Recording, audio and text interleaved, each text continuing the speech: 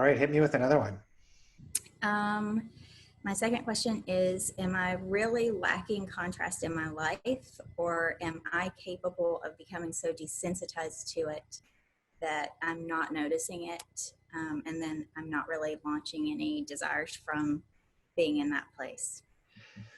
So I think natural desires are like a natural thing. So we're always going to have desire.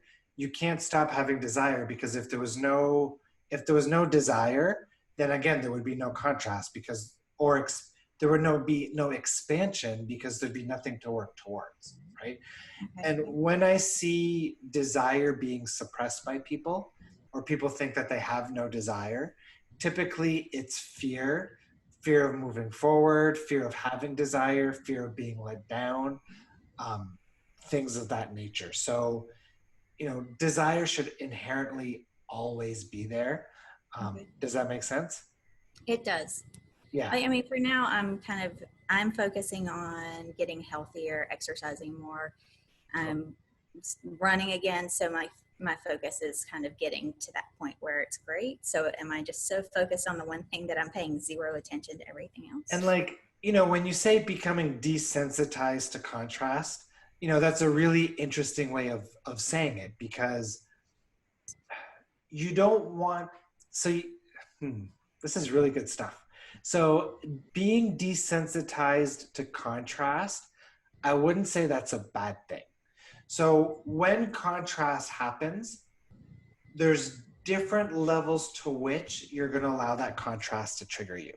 So, for example, somebody who's got a lot of emotions of not good enough, somebody might just say something really small, or they might experience a really small piece of contrast, and that might knock them out of alignment for days. It might bring all of that not good enoughness to the surface.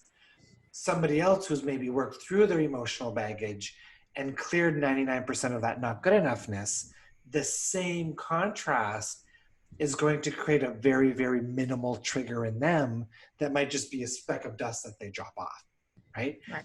And maybe we call that being desensitized to contrast. So I wouldn't say, like, when I think of the word desensitized, I think of like numbness and not processing. So you don't want to get to a place where you're numb to contrast. You want to be at a place where you're not pushing against contrast.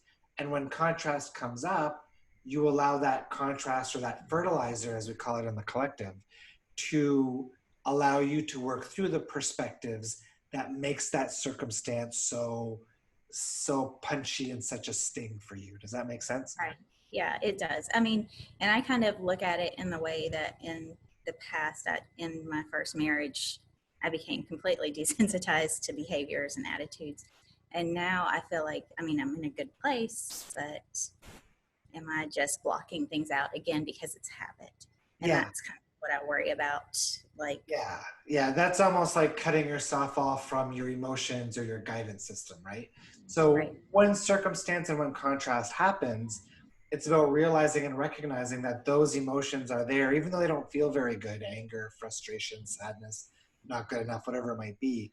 Even though they might feel heavy and not good, they're still there trying to tell us something, right? They're still trying to tell us, hey, you've got these perspectives that are creating the not good enoughness. And you've got these perspectives where you believe you're not worthy.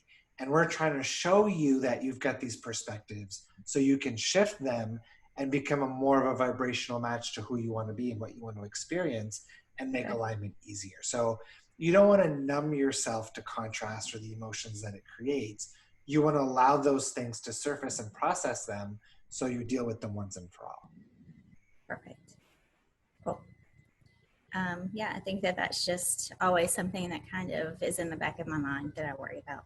Yeah, Um, I think a lot of people struggle with that because I think growing up, a lot of us were taught to suppress our emotions and not tune into our emotions. And even from the Abraham Hicks circles, people think, no, you're not supposed to, tune into those negative emotions. But in reality, you're supposed to allow those negative emotions to be the indicators they're meant to be.